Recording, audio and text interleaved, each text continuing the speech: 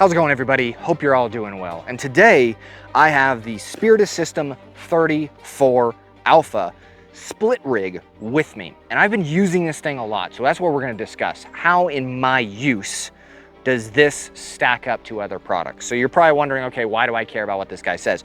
Well, I've used LBEs or H-harness or however you split rigs, whatever you want to call it, for years, including even back in GWAT when I went to Afghanistan and did all that stuff. We were issued split rigs or H-harnesses, and I used them a lot, coincide with an IOTV, and then we didn't really upgrade to plate carriers until later on in my career a little bit. But regardless, I have a lot of experience with different ones. And in essence, this kit is not really a newer design. Honestly, this is an older design, and I would just say modernized for what is needed today. As in, we were using kits similar to this kind of in World War II, and then continuing on up, they have all kind of adapted to different, needs, or METTC, which I know a lot of people hate that word or that acronym technically, but it just is what it is. It outlines specifically what I mean. So I want to dive into, the fitment, the use, right? Some of the items on it, the good things, and some of the bad things. And yes, unfortunately, I have a lot of good things, good-wise, but I have a few bad things that I do not like about this kit. But I have some fixes for y'all that will probably improve this for you out there, depending on that. So that's what I want to dive into. Again, I've been using this for, I don't know, maybe 6-8 months now. Colder climates, warmer climates, right? Putting it through its paces, crawling on the ground, all that kind of stuff. So where does something like this kind of fit into? I want to get into a little bit of philosophy, and then we'll move actually to it. If not, you can just skip ahead. So split rigs, right, is more after your, typically what I see is your long range marksmans or engagements, or you're not planning to get into an engagement, right? Because that's where typically a plate carrier comes in. But this is just my opinion. I get it, METTC is going to come and play. Well, what about this? And I'm a Marine and I do, okay, I get it. It's completely different for everybody. But this kit excels at maneuvering longer distances, because I don't like moving in plate carriers personally. If you ever try to ruck with a plate carrier, oh my gosh, it's absolutely atrocious after you get into several miles. And just in my opinion, what I've done, this excels at that. If you have a backpack, a larger pack on your back, or even an assault pack, this kit frees up your back, right? Because of the harness and how it's set up, is mainly, majority of your stuff is up front on the right, like up in here, right? So your back is open. So that gives you some context of how this is applied. Again, you can unclip the front and you can let it air out, or you can lay behind a gun. If you have a long range purpose rifle or something like that, you can lay behind it, and now your chest is actually on the ground rather than a chest rig or something like that that is going to be dedicated to your front. Then you got to take it off, and then if you get engaged, you got to put this thing back on. It's really annoying, right? This kind of does this. Next is it excels because you can add your supplemental or your sustainment kind of smaller stuff on your fighting load. Right now, some people disagree with having that and some people agree with it. But in essence, you can keep magazines on you, you can put water on you, you can put your IFAK on you, all this stuff in a fairly easy to get harness. It's very easy to take off, it's very easy to put on. So one of the notable things, diving into the details of this kit, of what I like, and maybe some of you may as well, is it has these compartments on the inner lining of the 34 Alpha. As in, you have a smaller section, medium, and a large. Now, typically what it was, I think, initially designed for was pistol, AR, and then 308, based rifle, as in medium magazine and a large magazine. So you can fit that appropriately. So as you see here, I just have a tourniquet, AR magazine. I do have a radio in here, right? I have 2 more magazines, and then some pens, pencils for navigation purposes, mission planning, stuff like that right here. So you can use these for pistol mags as well.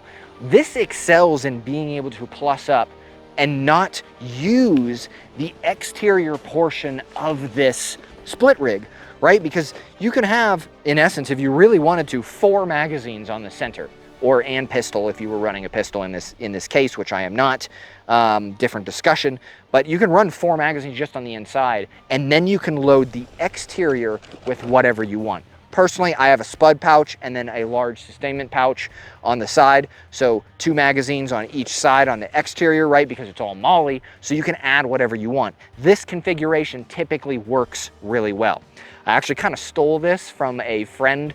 I saw him at Tusk. He had it really outfitted pretty well. A lot of people at Darcy, specifically Tusk, when I went to it, were running this system to great effect. Like they were actually using it. I was like, maybe I need to get in on this and test this thing out again, because I didn't like the LBE back in GWAT days, but I'm getting off on a side tangent. I want to try this out, right? So the spud pouch is right here. So 2 magazines each, what I have, or of AR, right? You can put 308 magazines in these spud pouches, which is pretty cool. So if you want to scale up, scale down, it will allow it. But just in essence, I have 2 mags here. And then you flip to the center, right? 2 more mags, 1 here. So right, 4, 5, 6, 7, and then 1 in the gun, you have 8 magazines on you. Could have 9 if you really wanted to. But yeah, in general, I like that design of it. Now, it depends on how you outfit this, right? I just have, of course, you know, the 2 larger sustainment, which I have water purification in here, right? Can of provisions, you know, water decon kits are hanging out in here. IFAC in the rear, and then I also have another sustainment pouch that has other odds and ends, like rangefinder, depending on what I'm doing, and other, like night vision would run in there. It just depends on the circumstance. You have a lot more modularity to work with in this configuration. Of course, the 34 Alpha just comes with just the panels. Kind of steep on the price just for the panels, and then you have to upgrade your harness system and then upgrade all your stuff. So you're going to be kind of in it a little bit of money, but I would say it's fairly worth it. Now, getting into the negatives, one thing that was absolutely terrible, in my opinion, and granted, don't jump on my back if you guys are Spiritus lovers and stuff like this. Hey, if it works for you, that's awesome.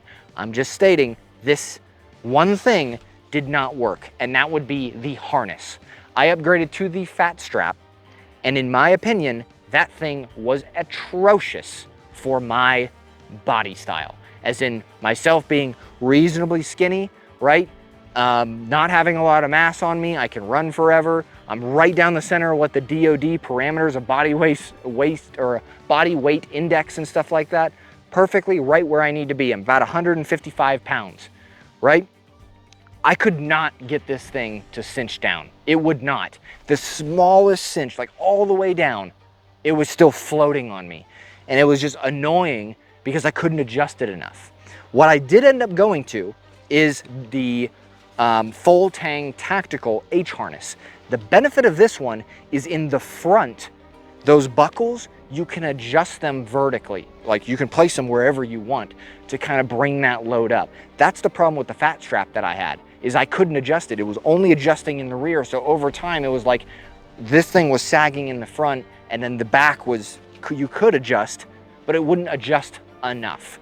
And it was super annoying. So I understand why they call it the fat strap, because they need to honestly make a skinny strap for, you know, moderately, like smaller folks and under. Like if you have a 32-inch waist or below, you're probably not getting into that strap whatsoever.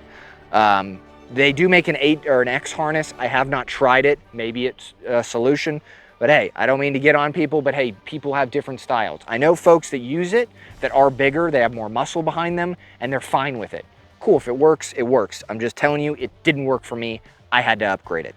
The rear, same with that, is the back right here. Of course, they have a lot of straps. I get it, you can cut these, I plan to, but I was just worried in the interim, like, hey, if I want to resell this, maybe if I'm not in love with it, I don't want to cut it to my, you know, size and then be like, hey, you can only have a 32-inch waist and then that's it. It limits the resellability. So I am gonna keep this, so I might as well cut these off and rubber band them. But they make a butt pack for this, right? That goes right in here. Couldn't get it to work, right? And because of the same aspect as my, you know, 32-inch waist, it wouldn't accommodate for that. So if you guys are the skinnier folks, like maybe you're using this as an operational kit, maybe you're using this as, you know, airsoft or training or whatever it is, Understand that this has some limitations depending on your body size, all right? Which most gear comes kind of with that cost. But they definitely market it as like, hey, just put this on and it'll work. And then you buy it and you're like, wow, I'm $130 in, or 180, I think, for the butt pack or something like that. And then I'm like, well, I can't use this. This is really great. No matter how small I get this, I'm left out. But it is what it is. So yeah, those are the negatives of this kit that I have found. Honestly, there's not that many. Just upgrade the straps, and there you go. You got a fully fledged working system. So I would prefer, if Spiritus, if you're listening, hey, look into, you know, that kind of stuff. Again, like I said, I'm perfectly down the center for right where the DoD wants me for body mass, height, weight, all that stuff, right in the center, perfectly. They were like, that's amazing. So why don't we accommodate for more folks that are in that realm rather than maybe some larger folks? Do both, do the smaller and the larger. I get it, marketing, all that kind of stuff. Who are you selling to? Don't get on me too hard about it. But that's just my opinion. Overall, this is a good kit. This is something that I will be using and taking to Tusk with me, as in when I go to the DM class coming up here, just because I want to be able to use it, right? And I think it excels in that role. It's a little bit pricey to kind of put together an outfit, but I think it does have a useful place in my kit. I was worried that I might end up selling this off, but recently I kind of finally dove into it a lot, and I was like, okay, this has a role, it has a niche, it works really well. Same with the modularity aspect. If you're running a plate carrier and IOTV, you can throw this over top of that said gear for the scalability of it. So some people like that, right? A lot of Minuteman kind of styles and stuff like that. But yeah, I'll probably roll some B-roll in as much as I can about like the kit and stuff like that. But ultimately, I think it is beneficial. I'm not going to go over all the equipment that I have outfitted in this. That's a whole nother video of what I carry with me. Like, why do I have this down here? Like the Faro Concepts, you know, roll one and all this stuff. It's another video. But yeah, so I would recommend it. I do like it. Again, I'm not paid by Spiritus at all. I'm not paid by any company, anybody at all. I can say what I want. That's the benefit of it. And it is what it is. Yeah, so if you guys like this kind of stuff, want to see more, definitely like and subscribe. Heck, even commenting about it, whatever it is, like, hey, you can say, hey, you suck. Cool. The algorithm just likes comments. It's hilarious. So you can kind of put whatever you want in the comment box, and it'll just accept it and think that it's a positive comment. Crazy times. But we also have PayPal and Patreon. So Patreon behind the scenes, they're going to see all this stuff well before. Patrons do a lot of help guiding kind of where the channel, where they would like to go. I recommend, or I ask, hey, what are you looking for? Do you want to do this? Should we do this? Here's new sneak peeks, all behind the scenes kind of stuff like that. So if you're interested in that, it's really, there's no tier system. There is, but like if you're a $2 member, you get access to like kind of the same other stuff as most of the other folks do. So it is what it is. It's $2, whatever. If you don't want to do it, then don't do it. We have stickers and patches if you guys are interested in that kind of stuff, right? People keep hassling me, hey, make patches, make stickers. I'm like, all right, fine, I'll make stickers for you guys, it's fine. So I did. They've been selling actually quite a bit recently, so a lot of people like them. I'm glad y'all like them. It is what it is. I may not do them again, but we will see. But yeah, that's a 34 Alpha in my experience. Yeah, I think it's worth it. In essence, overall, just understand it is a little bit pricey, but once you get it, it will more than likely work for you if you upgrade the straps. Other than that, hope you all have a great day.